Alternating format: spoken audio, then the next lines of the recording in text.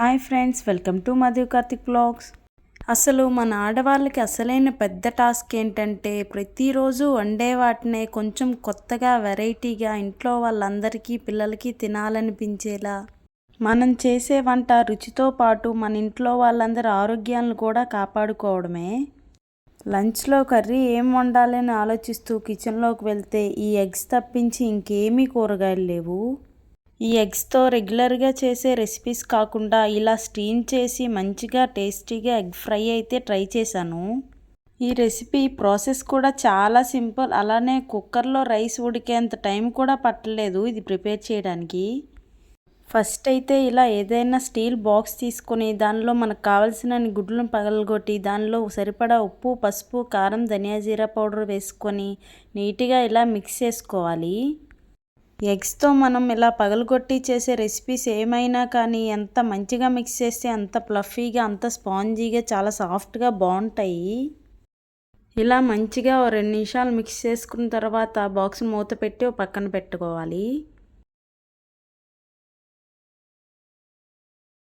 ఇప్పుడు ఒక కళాయి తీసుకుని అందులో గ్లాస్ వాటర్ని వేసి దానిలో ఇప్పుడు మనం రెడీ చేసి పెట్టుకున్న బాక్స్ని అందులో పెట్టేయాలి. ఇప్పుడు స్టవ్ ఆన్ చేసి మూత పెట్టి 5 to 10 minutes స్టీమ్లో కుక్ చేసుకోవాలి. తర్వాత మనం స్టీమ్ చేసుకున్న ఈ ఎగ్స్ని మనకు నచ్చిన షేప్లో, నచ్చిన సైజులో ఇలా ముక్కలుగా కట్ చేసుకోవాలి. ఇప్పుడు వీటితో మసాలా పెట్టి కానీ గ్రేవీతో కానీ ఎలా వండినా కానీ చాలా బాగుంటాయి. నేనైతే చాలా సింపుల్గా ఆనియన్స్ వేసి ఫ్రై చేస్తున్నాను. ఫస్ట్ అయితే స్టవ్ ఆన్ చేసి ప్యాన్ పెట్టి 2 tablespoon ఆయిల్ వేస్తున్నాను. ఇప్పుడు దీనిలో 1/2 teaspoon ఆవాలు, జీలకర్ర, 1/2 teaspoon మినప్పప్పు వేసుకొని ఫ్రై చేసుకోవాలి. ఇవి కొంచెం ఫ్రై అయిన తర్వాత దీనిలో పచ్చిమిర్చి ముక్కలు, అలాగే అల్లం వెల్లుల్లి పేస్ట్ కొంచెం వేసుకొని మంచిగా ఫ్రై చేసుకోవాలి.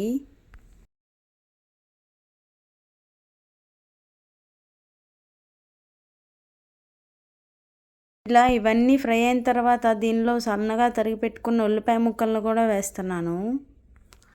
అన్నీ ఒకసారి కలిపి 2 నిమిషాలు ఫ్రై అయిన తర్వాత దీనిలోనే ధనియా జీరా పౌడర్, కొంచెం పసుపు, కారం, ఉప్పు యాడ్ చేసుకోవాలి.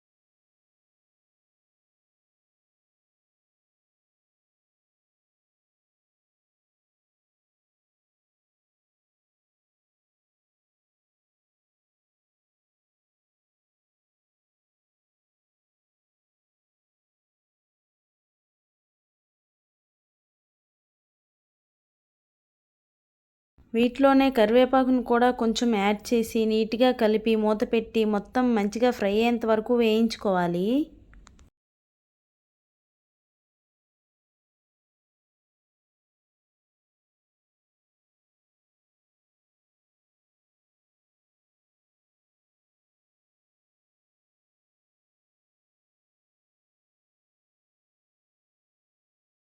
మూడు నిమిషాల్లో అన్నీ మంచిగా ఫ్రై అయిపోయాయి. ఇప్పుడు దీనిలో స్టీమ్డ్ ఎగ్ స్లైసెస్ని అయితే వేసేస్తున్నాను.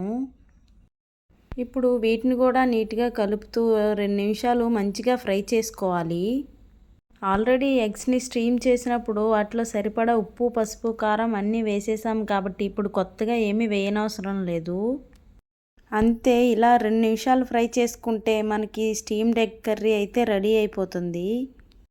లంచ్ బాక్సెస్లోకైనా లేకపోతే ఎగ్స్తో ఏమైనా వెరైటీగా ట్రై చేయాలనిపించినా ఇది చాలా సింపుల్ ఇంకా హెల్దీ రెసిపీనే కాబట్టి ఒక్కసారి ట్రై చేసి చూడండి. పిల్లలు కానీ పెద్దవారు కానీ ఎగ్స్ ఇష్టం లేని వారికైనా చాలా ఇష్టంగా తినేస్తారు. Like and subscribe. Bye bye.